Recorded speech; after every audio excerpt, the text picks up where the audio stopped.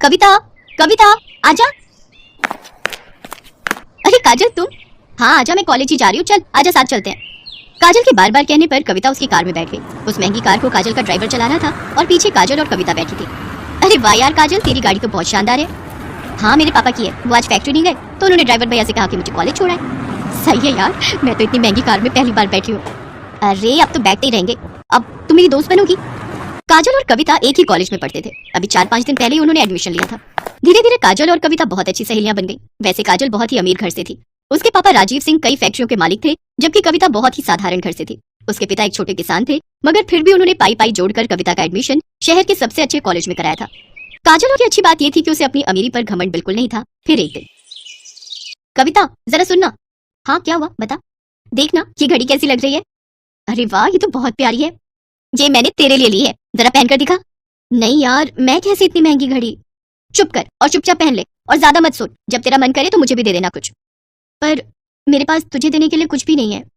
चल बहानेबाज, अभी मत दे पर कभी तो दे देना। अच्छा ठीक है। गुजरते वक्त के साथ दोनों की दोस्ती और गहरी होती गई। दोनों का ज्यादातर वक्त एक दूसरे के साथ ही बीतता था। और फिर एक दिन, कविता ये लड़का कौन है यार? इससे पहले तो कभी नहीं देखा इसे। कौन? वो हैंडसम? सच में बड़ा कूल दिखता है यार।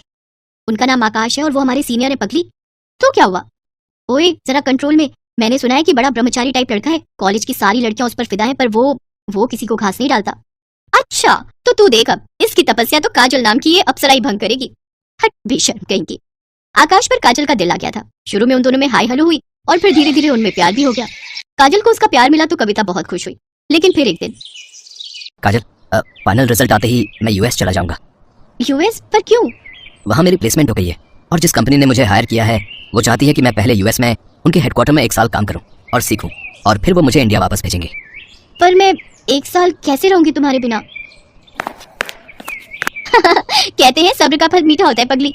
अरे तू कब आई? जब तुम दोनों आशिकी फरमा रहे थे। सुन, जाने दे आकाश को, वो वहां नहीं जाएंगे तो जॉब कैसे लेंगे? क्यों, मैंने सही कहा ना? बिल्कुल सही। काजल बस 1 साल दे दे मुझे, फिर मैं तुम्हारे पापा से तुम्हारा हाथ मांगने आऊंगा। ठीक 1 महीने बाद आकाश काजल से विदा लेकर विदेश चला गया। काजल उसे याद करती और हसीन सपने बुनती, लेकिन होनी को तो कुछ और ही मंजूर था। अचानक काजल ने कॉलेज आना बंद कर दिया। उसका फोन भी बंद आ रहा था। कविता को उसकी चिंता होने लगी तो एक दिन वो काजल के घर ही पहुंच गई। वहां उसका सामना काजल के पिता राजीव सिंह से हुआ। कौन हो तुम और क्या चाहिए? जी मैं वो काजल की दोस्त हूँ, उसे कुछ नोट्स देने आई थी। नोट्स? उनकी कोई जरूरत नहीं है, अब हो गई काजल की पढ़ाई। पर अभी कैसे? अभी तो लास्ट सेमेस्टर बाकी है ना अंकल। कह दिया ना तो कह दिया, चली जाओ यहाँ से और दोबारा कभी मत आना।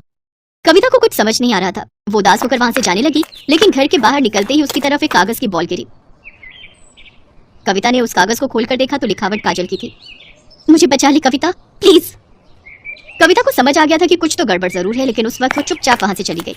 फिर अगले दिन एक औरत घूंघट ओढ़ी और हाथ में झाड़ू लिए काजल के घर में दाखिल हुई। किसी ने उसे अंदर आने से नहीं रोका।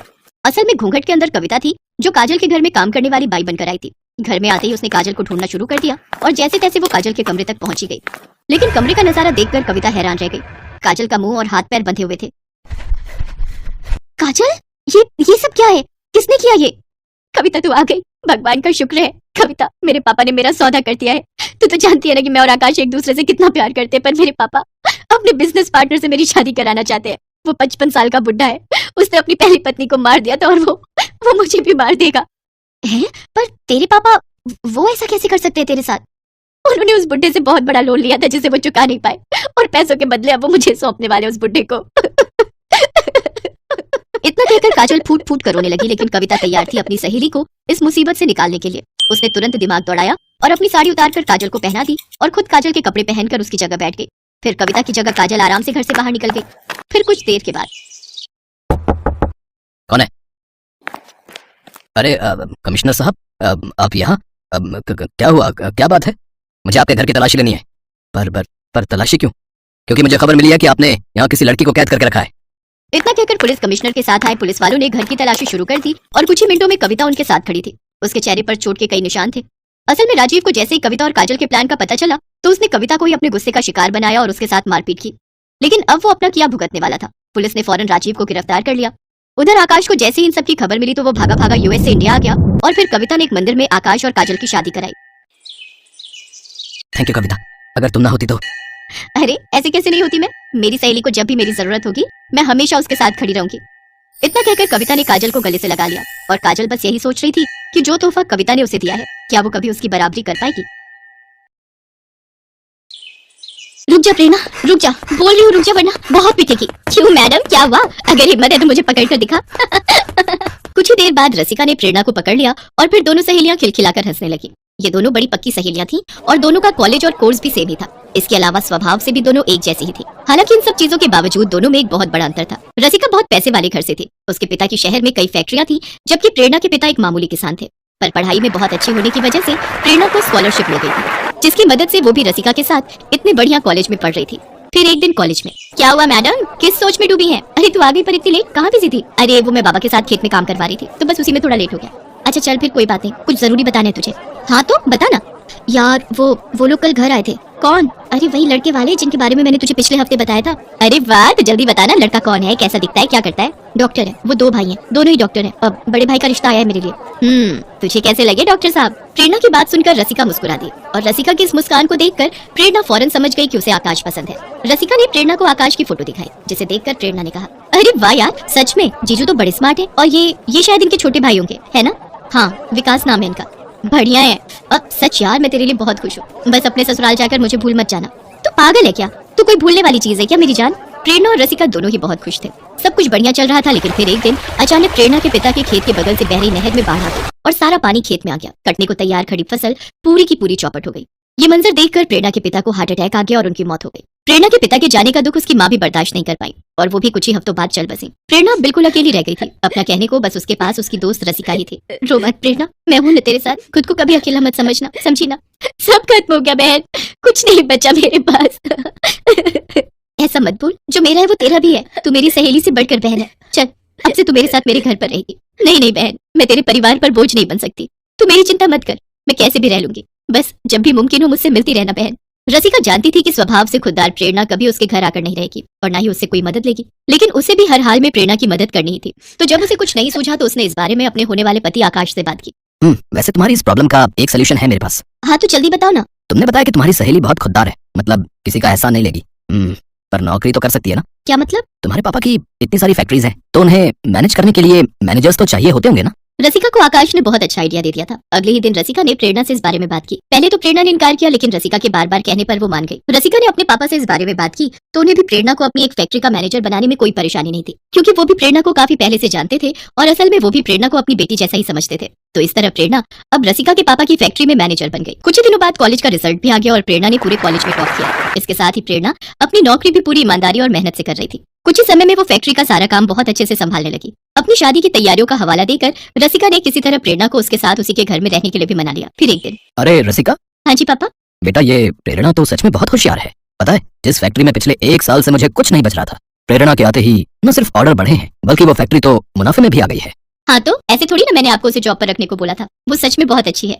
हाँ बेटा, सच में बड़ी प्यारी बच्ची है। जितनी समझदार और मेहनती है उतनी ही संस्कारी भी है, लेकिन किस्मत ने बड़ा बुरा खेल खेला है बेचारी के साथ। सच में अगर मेरा कोई बेटा होता तो मैं प्रेरणा को अपने घर की बहू बना लेता। अपने पिता की इस बात पर रसिका मुस्कुरा दी, लेकिन कहीं ना कहीं उसे ये भी एहसास था कि वाकई उसकी शादी हो जाने के बाद प्रेरणा बहुत अकेली पड़ जाएगी और भविष्य में उसकी शादी भी किससे और कैसे होगी, ये भी एक बड़ा सवाल था। फिर एक दिन, ओए प्रेरणा की बच्ची, हाँ बोलना, तू मैनेजर क्या बन गई? बड़े नखरे हो गए तेरे। मेरे लिए बिल्कुल भी टाइम नहीं है तेरे पास। मेरी शादी आ रही है और तू है कि बस फैक्ट्री से घर और घर से फैक्ट्री में उलझी रहती है। मेरा लहंगा, पार्लर और ज्वेलरी कुछ भी फाइनल नहीं हुआ अब तक। अच्छा बाबा, मैं अंकल से बात करके छुट्टी ले लेती हूँ और आज के आज सब फाइनल कर देते हैं। अब तो ठीक है ना? पापा से मैंने बात कर ली है, तेरी छुट्टी अप्रूव्ड है। चल अब जल्दी से मेरे साथ चल। ऐसे ही रसिका की शादी का दिन भी आ गया। गहनों से लदी रसिका दुल्हन के रूप में बहुत ही सुंदर लग रही थी। रसिका के पापा ने शादी में अपनी हैसियत के अनुसार काफी खर्च किया था। शादी की तैयारियां पूरी थी और दूसरी तरफ जग्गा डाकू भी तैयार था। जग्गा डाकू और उसकी गैंग के नाम से ही सब डरते थे। सारे लोग है, चल चुपचाप से हाथ ऊपर करे, कोई होशियारी नहीं है। ए बगीरा, जा बे, दुल्हन के सारे गहने ले आ। जग्गा और उसके आदमी बंदूक लेकर खड़े थे। बंदूक के खौफ से हर कोई सन्न था। जग्गा के साथियों ने रसिका से उसके गहने छीनने की कोशिश की, लेकिन रसिका उन्हें धक्का देकर भागने की कोशिश करने लगी। तभी जग्गा ने बंदूक रसिका की तरफ तानी और गुस्से से बोला, ए लड़की रुक जा, वरना गोली मार दूंगा, समझी? जग्गा ने सिर्फ कोई धमकी नहीं दी, गहने हाथ से निकलते देख जग्गा ने रसिका को निशाना बनाकर गोली चला भी दी थी। लेकिन तभी ऐन मौके पर प्रेरणा गोली और रसिका के बीच आ गई। गोली लगते ही प्रेरणा जमीन पर गिर पड़ी, लेकिन इसी बीच किसी ने पुलिस को खबर कर दी थी और पुलिस की गाड़ी का सायरन सुनते ही जग्गा डाकू और उसकी गैंग वहां से भाग खड़ी थी। रसिका तो बच गई, लेकिन अब प्रेरणा की हालत नाजुक थी। उसे फौरन अस्पताल ले जाया गया और काफी देर बाद जाकर उसे होश आया। ये तूने क्या किया पगली? तू ठीक है ना रसिका? मैं तो ठीक हूँ, पर तू बीच में क्यों आई? तू मेरी बहन है रसिका, मैं तुझे कुछ कैसे होने देती। उसके बाद रसिका का पति आकाश वहाँ आया। क्यों साली साहिबा, कैसी हैं अब आप? कोई दिक्कत तो नहीं? जी डॉक्टर साहब, सब ठीक है। थैंक्स मेरा इलाज करने के लिए। थैंक्स बोलना है तो मुझे नहीं, इससे बोलिए, क्योंकि आपका ट्रीटमेंट मैंने नहीं, इसने किया है। इतना बोलकर आकाश ने अपने छोटे भाई विकास की तरफ इशारा कर दिया, जो वहीं पर खड़ा था और प्रेरणा को बस देखे जा रहा था। प्रेरणा भी विकास से कुछ न कह सकी और बस उसे देखती रह गई। लेकिन इन दोनों के बीच की ये खामोशी रसिका ने पढ़ ली और फिर कुछ दिनों के बाद, अरे रसिका, ये सब क्या है? इतना सारा सामान ये किसके लिए लाई है? अपनी होने वाली देवरानी के लिए। अच्छा, तो विकास जी का रिश्ता तय हो गया, अच्छी बात है। कौन है लड़की? यही है, आजा तुझे फोटो दिखाती हूँ। इतना कहकर रसिका ने प्रेरणा की फोटो उसके हाथ में थमा दी, जिसे देखकर प्रेरणा की आंखों से आंसू बहने लगे। नहीं रसिका, ये सही नहीं है। ना तो मैं विकास जी के लायक हूँ और ना ही मेरी हैसियत। ऐसा तुझे लगता है, विकास भैया और हमारे परिवार को नहीं। सच मान प्रेरणा, ये शादी तुझ पर कोई एहसान नहीं है, बल्कि ये तेरा हक है जो तुझे मिलना ही चाहिए। हाँ, पर मेरी एक शर्त है, शादी के बाद मैं तेरी जेठानी हो जाऊंगी, तो थोड़ा जी अदब से बात करना मुझसे, समझी? रसिका की बात सुनकर प्रेरणा मुस्कुरा दी। अब सब ठीक होने वाला था। दोनों सहेलियों से बहन बनने के बाद अब जेठानी देवरानी बनकर हमेशा एक दूसरे के